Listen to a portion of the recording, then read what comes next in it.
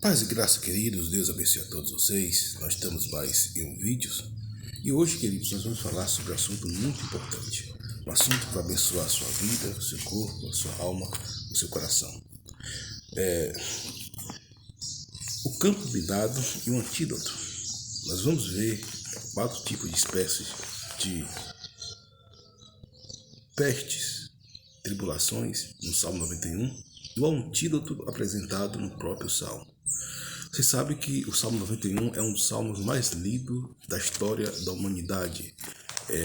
Está com certeza, entre os 10 salmos mais queridos e lidos dentre os 150 salmos, né? E o Salmo 91 é um salmo muito bom, eu gosto muito. Alguns usam como amuleto, outros usam como uma proteção, mas a verdade é que você tem que tomar posse daquilo que você está vendo através dos olhos espirituais da palavra de Deus, através desse salmo. O salmo não adianta você usar o salmo como um amuleto.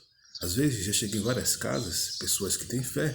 Para uma fé precisa ter uma mudança, uma ressignificação com dizeres, né, com a Bíblia aberta no Salmo 91.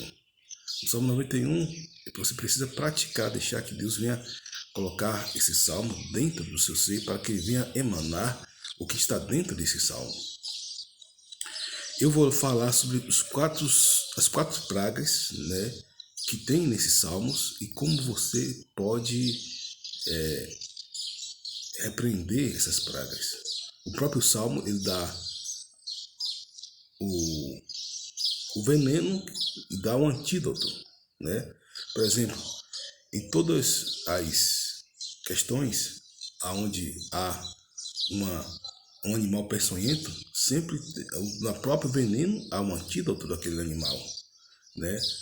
Por exemplo, no vírus que está atemorizando a humanidade, a própria vacina, o próprio antídoto contra o vírus é o próprio vírus.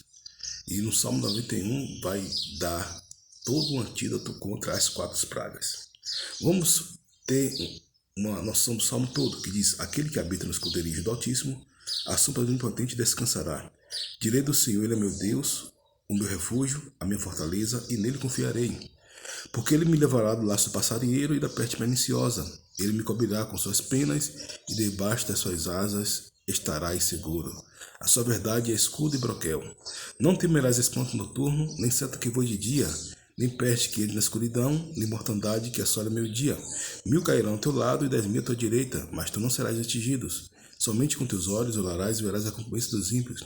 Porque tu, Senhor, é o meu refúgio. O Altíssimo, a minha habitação, nem o mal te sucederá, nem praga alguma chegará à tua tenda, porque aos seus anjos dará ordem a teu respeito para te guardar em todos os teus caminhos. Eles te sustentarão nas suas mãos, para que não tropeces com teu pé em pedra. Pisará o leão e a áspide, calcarás aos pés do filho do leão e a serpente. Pois que tão encarecidamente me amou, também eu livrarei, poloei no alto retiro, porque conheceu o meu nome. Ele me invocará e eu lhe responderei. Estarei com ele na angústia, livrá-lo-ei e glorificarei, dar-lhe abundância de dias e lhe mostrarei a minha salvação. Pois bem, então está aqui, queridos. Qual são as pragas identificadas no Salmo? Vá lá para o versículo 3, que diz o seguinte: porque ele te livrará do laço do passarinheiro e da peste perniciosa.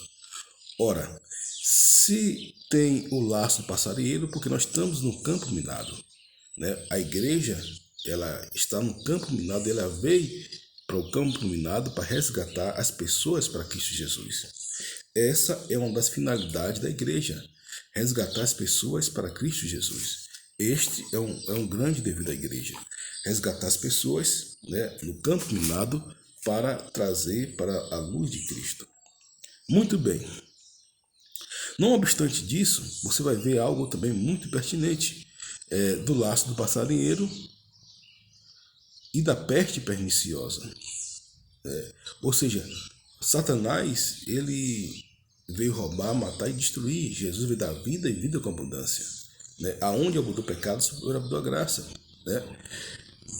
O que é uma peste? Peste, nós estamos vivendo de uma forma muito contundente, pertinente, a peste do coronavírus. É isso que mata, destrói as pessoas, né? Peste perniciosa, né?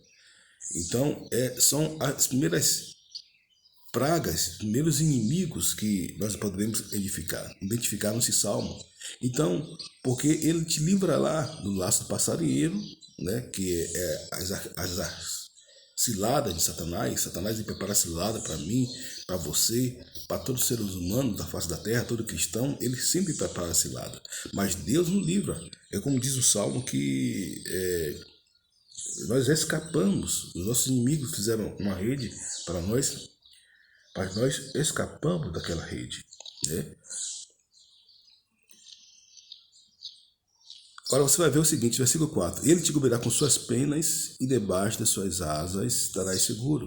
A sua verdade é escudo e broquel. Aqui Deus se identifica como uma ave. Você sabe que uma ave, na maioria delas, ela é bastante protetora. Uma águia, ela coloca os seus filhinhos debaixo das suas asas. Até uma galinha, por quê? Porque é um senso de maternidade, um senso de proteção, um senso de amor, um senso de carinho, né? E isso Deus faz com a gente. Deus tem muitos aspectos, você vai ver, não somente da paternidade, que é algo preponderante, mas também da maternidade. Então você vai ver que Deus ele coloca a gente embaixo das suas asas e fala o seguinte: ele cobrirá com as suas penas, né? Debaixo das suas asas estarás seguro. A sua verdade é escudo e broquel. Ou seja, a verdade de Deus através do escudo. Você vai estar sempre respaldado pela verdade. E o que é a verdade, querido? A verdade é a palavra de Deus. Muitas pessoas, alguns filósofos, falam que a verdade são narrativas e não fato. Começou com o Friedrich Nietzsche, ele disse que não existe verdade. Verdade são narrativas e não fatos. E já falei aqui que todos os filósofos que pensam assim estão errados, porque a Bíblia fala: conhecereis a verdade e a verdade vos libertará, disse Jesus.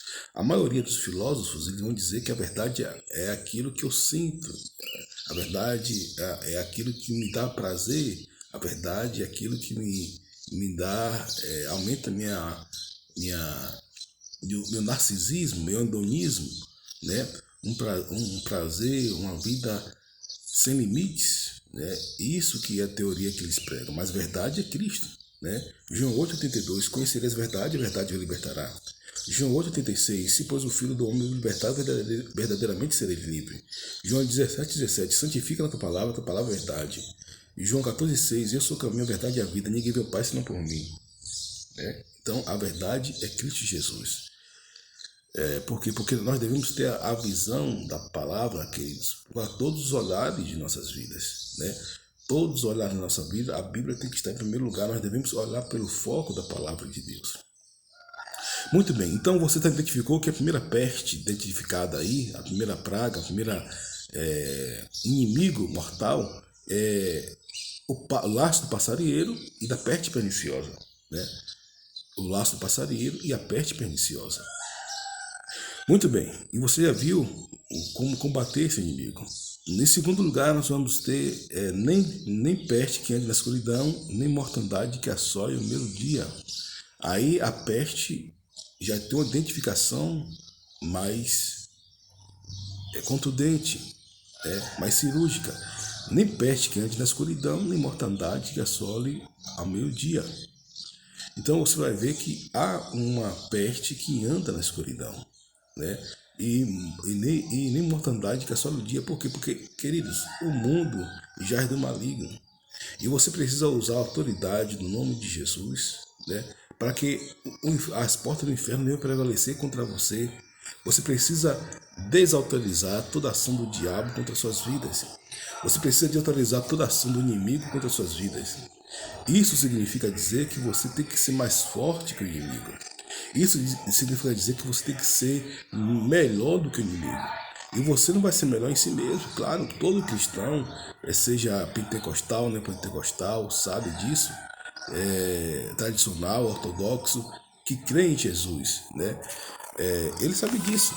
Que se não for Jesus na vida dele, nada adianta, né?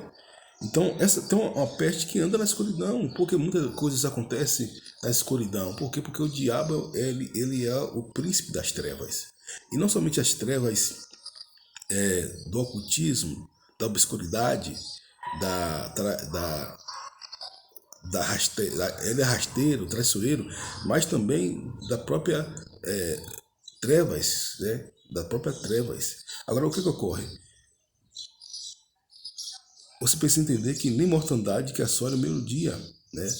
Muitas das coisas acontecem aqui meio-dia, por quê? Porque há um espírito, né? Um principado, uma entidade que opera nesses termos. Agora, claro que tem um antídoto. Eu falei sobre, identifiquei o espírito, agora eu vou identificar o antídoto. Agora, o que ele fala aqui? 1000 cairão ao teu lado, 10.000 à tua direita, mas tu não serás atingido. Somente com teus olhos orarás e verás a recompensa dos ímpios.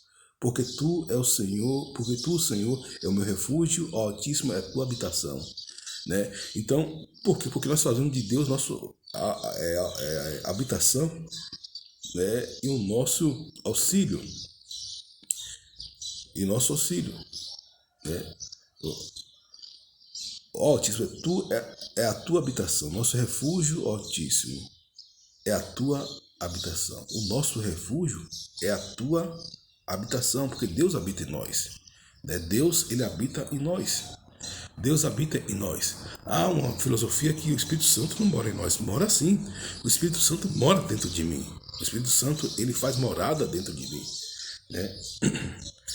Queridos, não obstante disso, eu sei que cada igreja tem a sua prática, né?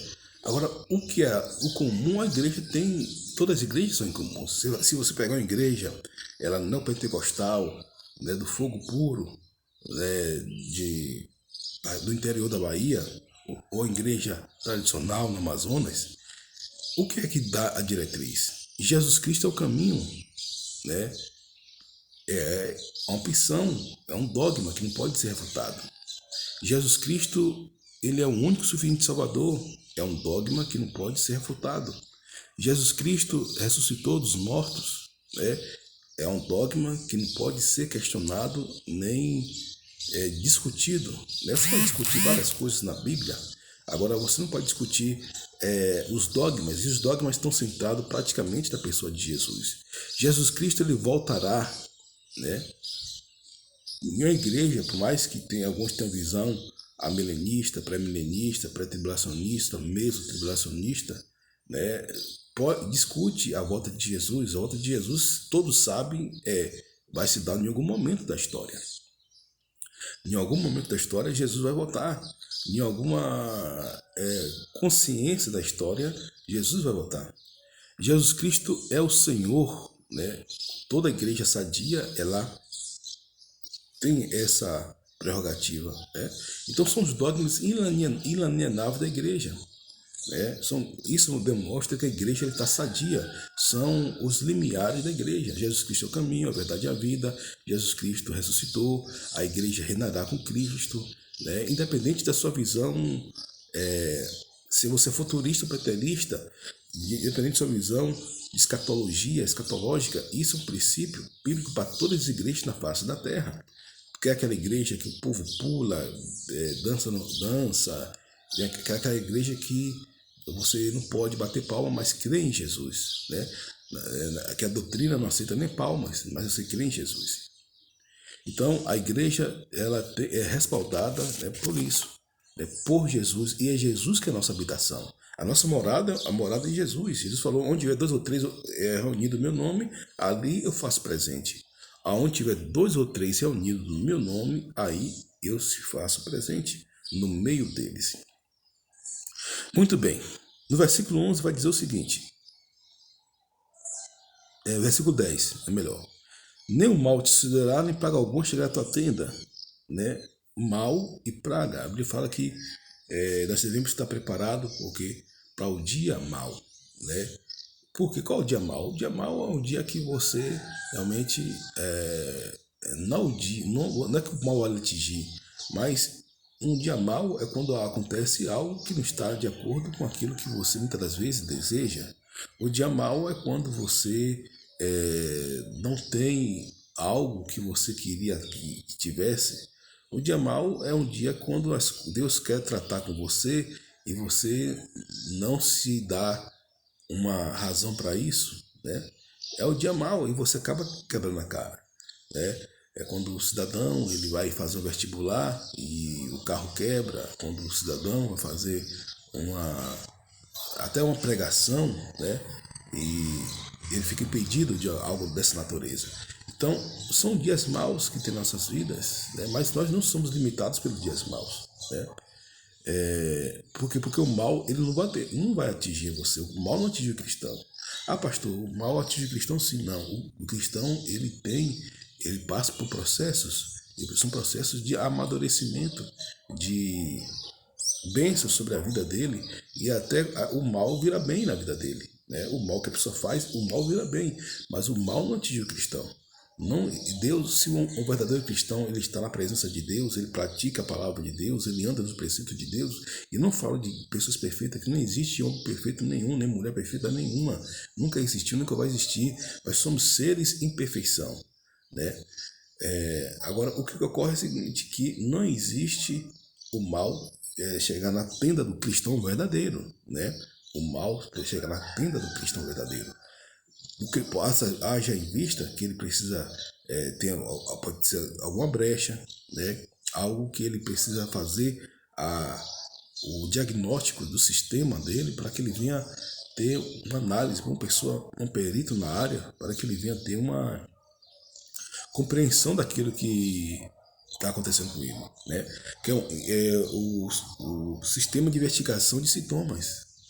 O sistema de investigação de sintomas. Qualquer profissional, em qualquer área, quando ele vai, não somente na área médica, mas em outras áreas também, quando ele vai ver algo que está danificado, né? Ele vai começar a olhar os sintomas, né? Vai ver os sintomas para chegar na causa. Então, às vezes, o que acontece não é apenas uma questão do mal, mas uma brecha. E nessa brecha pode ser estancada, pode ser fechada, né, pelo poder do nome de Jesus. Né? Porque não há mal que dure para sempre. Né?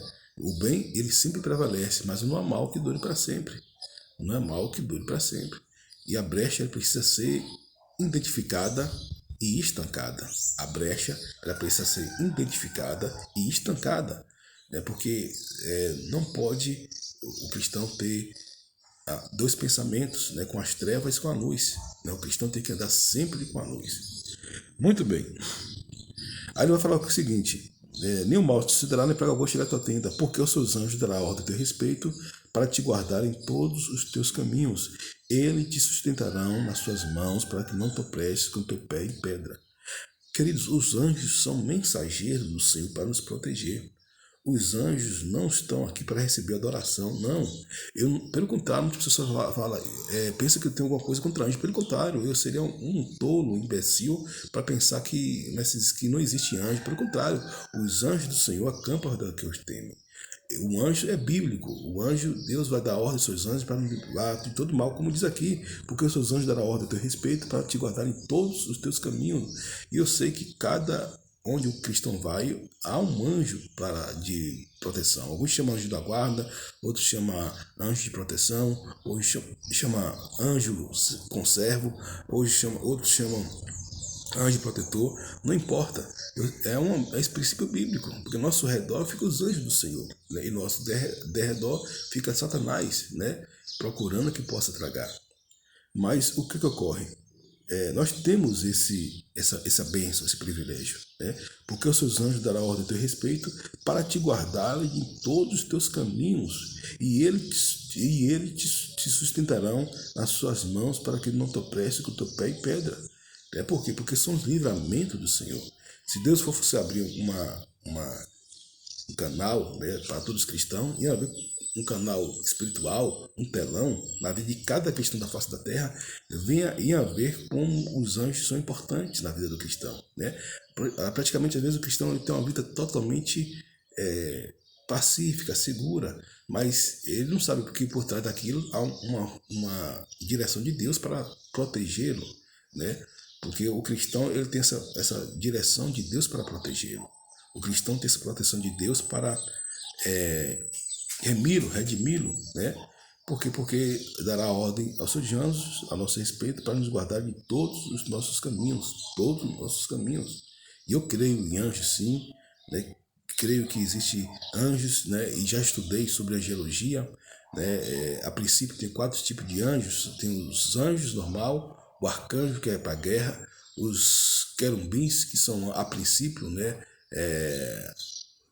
São anjos de milagres, os serafins são anjos de adoração, enfim. Eu creio, né, nos anjos, creio sim nos anjos. Agora, um anjo, claro que não pode receber adoração nem louvor. O único digno de louvor e adoração é o Senhor Jesus. Isso aqui é um dogma inalienável da palavra de Deus, né? E nós não devemos fazer mais menção a anjo do que a Deus, né? Do que a Jesus, do que ao Espírito Santo. Esse é a minha receio com algumas igrejas que nós vemos por aí, né? Igrejas que nós vemos por aí. Porque os anjos são ministradores, conservam nossos, né? Estão ao nosso favor, estão ali para nos abençoar, para nos ajudar, né? E ele sabe disso. O santo anjo de Deus, sabe, ele vibra com sua vitória. O anjo, ele vibra com sua vitória, ele fica feliz, fica alegre com você. Se o Espírito Santo se alegra, que dirá os anjos do Senhor que estão ali ao nosso favor para nos abençoar até o dia, né, da redenção. Agora, o que ocorre? Existem várias hierarquias de anjos, né? Arcanjo Gabriel, Arcanjo Miguel, você vai ver muitos anjos na Bíblia, né? E por aí afora. Agora, cuidado com esses profecias que você vê aí na internet, que fulano viu o anjo, que isso e aquilo, porque muitas das coisas é fantasia da pessoa. Muitas das coisas é fantasia da pessoa. Claro que tem algo que Deus se manifesta, né, usando anjos, sim.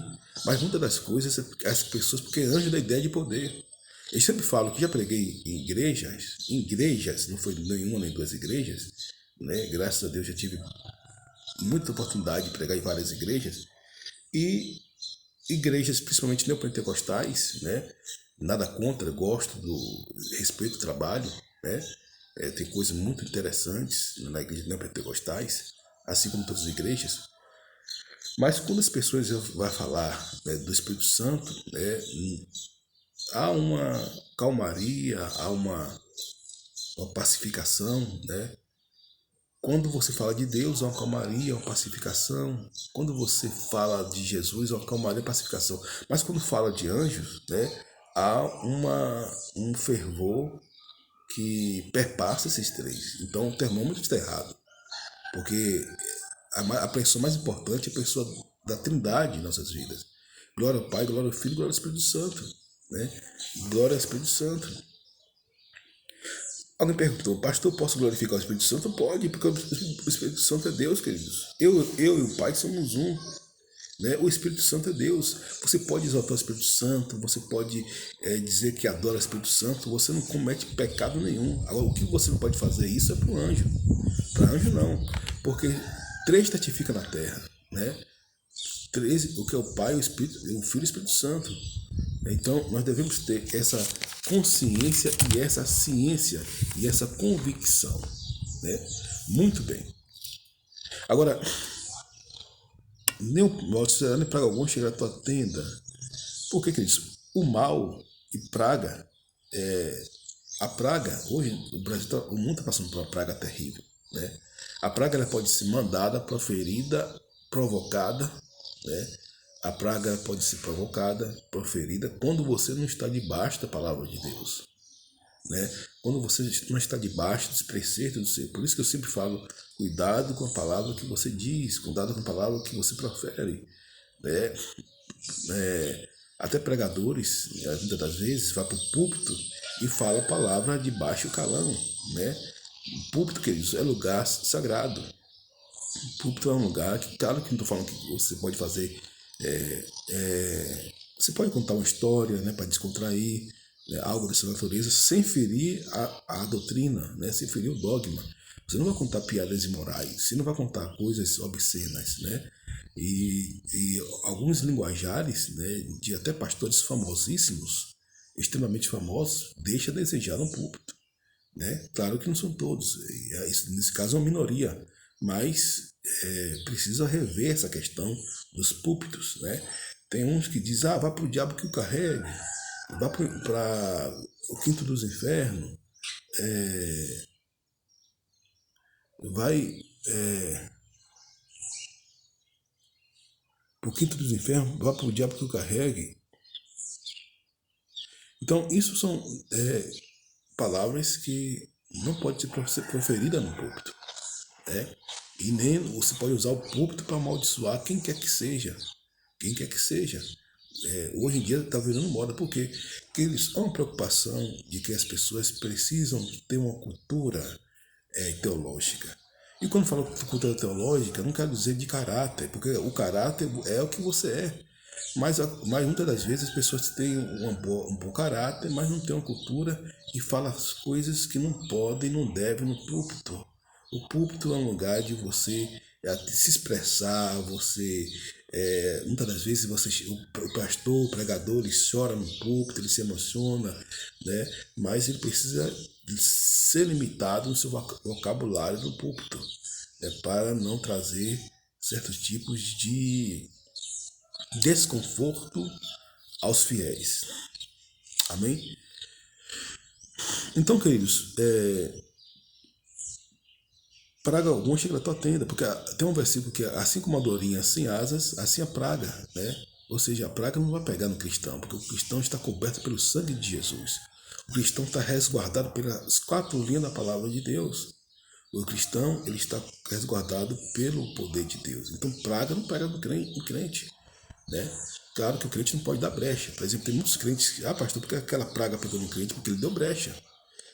Pastor, porque a praga pega no crente? Porque ele vive em pecado, ele está no pecado. Pessoas que vivem em pecado, na prática do pecado, né? Todos nós somos pecadores, né? E destruídos, estamos falando da glória e destruídos fomos da glória de Deus, mas Deus prova o seu amor para conosco, dando seu Filho Jesus para morrer por nós, sendo nós pecadores, né? Agora, as pessoas que vivem na prática do pecado, né? E as pessoas que abrem brechas, às vezes não é nem um pecado, mas uma brecha que a pessoa vai e abre, né? De uma forma inocente, né? Consciente. Tem brechas que são assim, né? Tem brechas, as pessoas vão assim, agem visto, muito cuidados com computadores, né? Vocês que têm filhos jovens, crianças, adolescentes, né? Porque muitas das vezes você vê que teve um ano mesmo que morreu muitas crianças, muitos jovens, muitos adolescentes, porque foi liberado o espírito maligno e a internet tem esse poder. E muito ocultismo, inclusive possessões diabólicas em jogos eletrônicos, né? Sites de internet, né? Que levaram milhares de crianças à morte. Teve um ano aí que foi um negócio sério, né? Foi um negócio sério, mas graças a Deus que a igreja se posicionou, repreendeu e o demônio foi embora. Foi uma praga que a igreja repreendeu e o demônio foi embora, porque foi muitos jovens, né, que foram acometidos, né, dessa praga terrível, sobretudo pela internet, né, e pelos jogos de videogame. E na minha época, eu gostava muito de videogame, né? Gostava muito. Aí, depois passou, foi uma coisa mais de adolescente, de jovem, né? Não tem nada demais você jogar videogame, é um jogo bom, né? Quem joga é jogo bom, agora tem que ter limites, né? E tem que ter cuidado com alguns jogos, porque muitos jogos eles saem da ficção para o material, e muitos deles já ouvi dizer que até espíritos malignos se manifestam em tais jogos, né? Porque são jogos diabólicos feitos por pessoas que estão nas trevas, né? Estão com raízes profundas nas trevas. Então cuidado com esses jogos. Nada demais você jogar seu videogame, jogue. Nada demais você jogar, ter um jogo bom, saudável, né? Na minha época era o Atari, eu tinha o Master System, né? O Mega Drive. Era os videogames da minha época. E eu amava, porque isso desenvolve o intelecto do ser humano. O videogame é um bom jogo, né? Claro, um jogo saudável, um jogo salutar. Ele desenvolve o intelecto do ser humano, né? Hoje não, hoje eu gosto mais de jogar fazer aqueles Para minha mente, aquele jogo de Sudoku, algo dessa natureza. Coquetel, algo dessa natureza. Enfim, então, cuidado com esse tipo de coisa. E a última praga é: pisará o leão e a áspide, e calcará os pés do filho do leão e a serpente. O leão aqui, queridos, é o leão, alguns falam escorpião, algo ruim, né? Porque o leão, o diabo imita Jesus, porque ele fica como um leão procurando quem possa tragar. E Jesus é mencionado como o leão da tribo de Judá. Você vai ver aquelas 4 visões ali, tanto de Apocalipse, capítulo 4, né, como também, né, em João, ele teve a visão, né, Daniel teve aquela visão dos 4 animais. E o leão é um animal muito preterido, tem um significado extremo, né, muito bom nas escrituras, né, salutar. Por exemplo, as pessoas não colocam, você vai ver as pessoas colocando sempre nos seus armários leões e águias, que são os 2 animais que mais se identificam com o cristão, né, apesar de ter outros animais também de muita relevância, né, mas o animal que mais identifica o cristão são 2, a águia e o leão, né. Só que existe um falso leão, né, que é o leão, que o diabo, que como leão fica procurando a quem possa tragar. Mas esse leão tem que estar debaixo de nossos pés, né? Em breve Deus de paz pisará Satanás debaixo de nossos pés, e Satanás tem que estar debaixo de nossos pés. Pisará o leão e a áspide. Áspide, que é todo animal peçonhento. O que é um animal peçonhento? É um animal que produz veneno, né? Então o diabo, ele produz veneno para a sua vida, para destruir a sua vida, para aniquilar a sua vida, para travar a sua vida, né? E calcará os pés, e você vai colocar dentro dos seus pés, né, o filho do leão e a serpente. Todos esses animais, esses leões e essas serpentes, né, que são oriundos das trevas, são principados, potestades, demônios, têm que estar debaixo dos seus pés pelo poder e autoridade no nome de Jesus, né? Então ele já está aqui um antídoto, né? Ele me invocará e eu lhe responderei, né? Pois que tão encarecidamente me amou, também eu livrá-lo-ei, pô-lo-ei no alto retiro, porque conheceu meu nome. Ou seja, quando você conhece o nome de Jesus, você pratica aquilo que Jesus manda você praticar. Você fala aquilo que Jesus manda você falar. Você faz aquilo que Jesus manda você fazer. Ou seja, você está de acordo ali com a palavra de Deus, né? Você está dirigido pelos preceitos de Deus. Você vai falar na autoridade no nome de Jesus. Eu não falo na minha autoridade, eu não tenho autoridade nenhuma aqui na terra, né? Qualquer ser humano, por mais maior que seja, pode ser o apóstolo Paulo, que foi considerado o maior cristão de todos os tempos. Ele não falou no nome dele, falou no nome de Jesus. E apenas isso, né?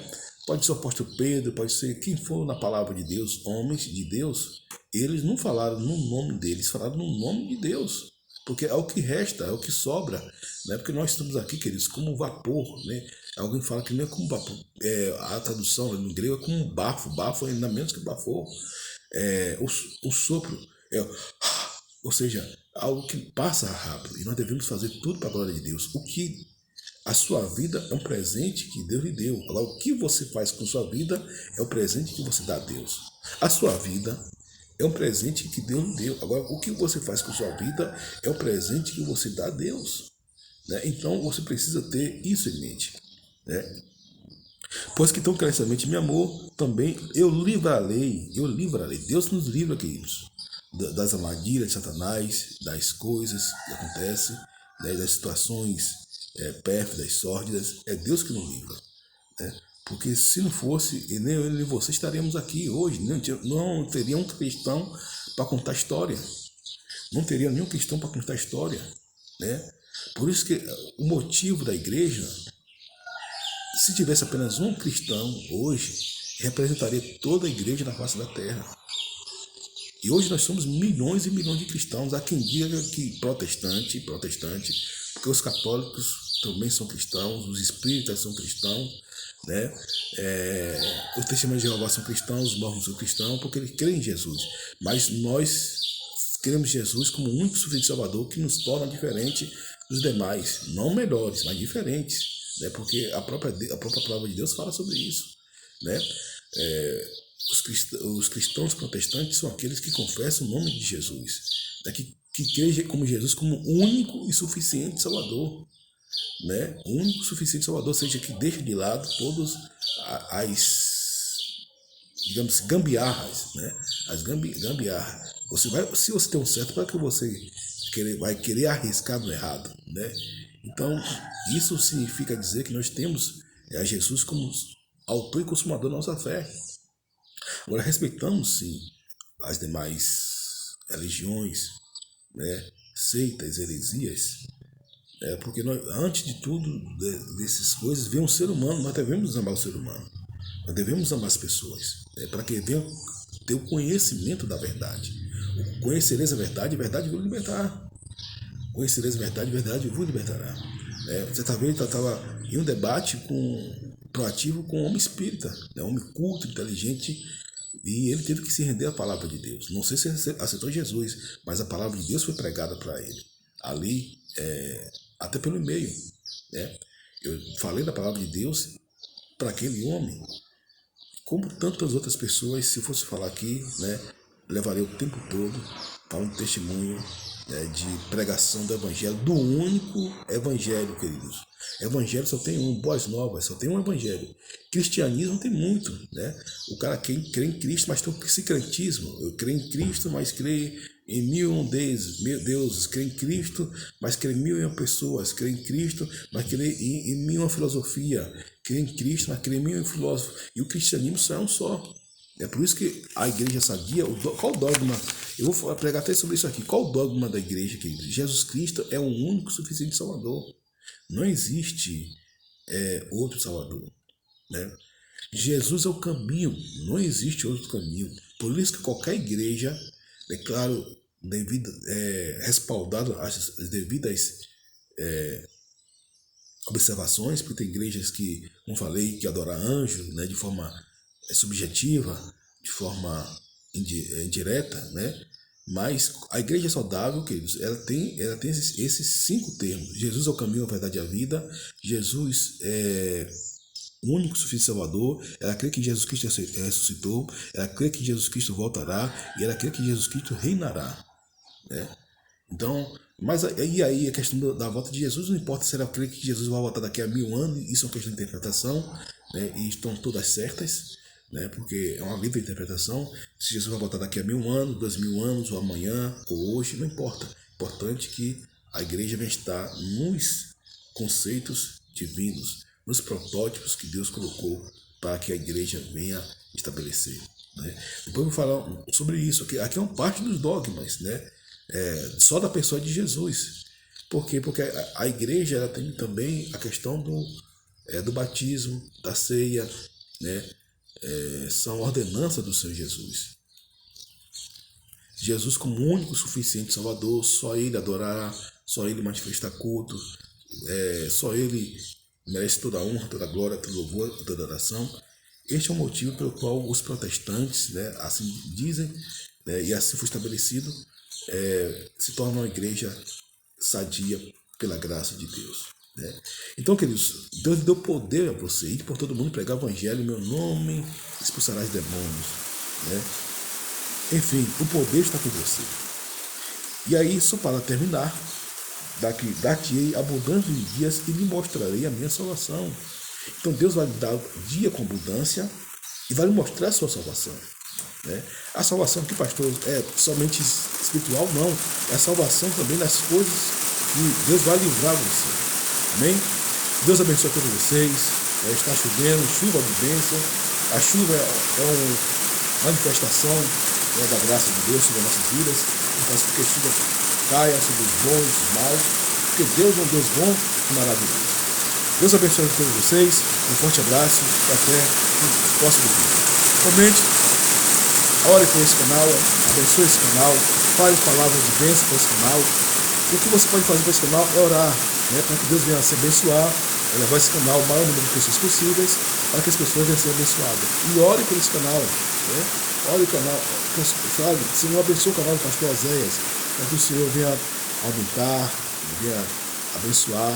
Eu sei que esse canal é um canal de bênção. Em virtude de muitas coisas que eu tenho visto aí na internet, esse canal, queridos, é um canal abençoado. Eu fico muito feliz, satisfeito com o que Deus está fazendo através desse canal e com o que Ele colocou nas minhas mãos. Deus abençoe a todos vocês. Forte abraço. Até amanhã. E um vídeo por dia, viu? Glória a Deus.